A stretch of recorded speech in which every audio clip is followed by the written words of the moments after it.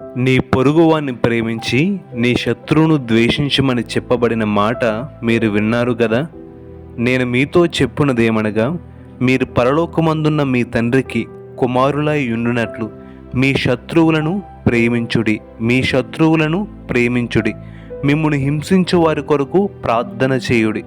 ఆయన చెడ్డవారి మీదను మంచివారి మీదను తన సూర్యుని ఉదయింపజేసి నీతిమంతుల మీదను అనీతిమంతుల మీదను వర్షము కురిపించుచున్నాడు.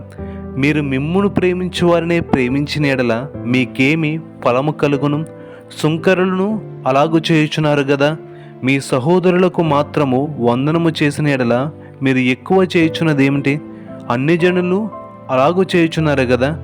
మీ పరలోకపు తండ్రి పరిపూర్ణుడు గనుక మీరును పరిపూర్ణులుగా ఉండెదరు. మత్తయి సువార్త 5వ అధ్యాయం 43 నుంచి 48 వచనాలు.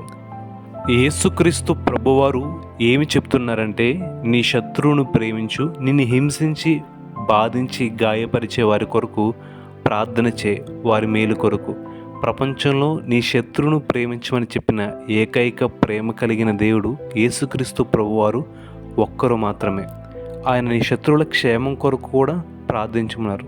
సాధారణంగా మన శత్రువుల అంతాన్ని మనం కోరుకుంటాం, కానీ దేవుడు మన శత్రువుల మార్పును కోరుకుంటున్నాడు.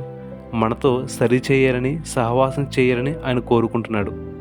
ఒకని ప్రవర్తన యెహోవా దృష్టికి ప్రీతికరమైనప్పుడు ఆయన వారి శత్రువులను కూడా మిత్రులుగా చేస్తాడని బైబిల్లో రాసి ఉంది.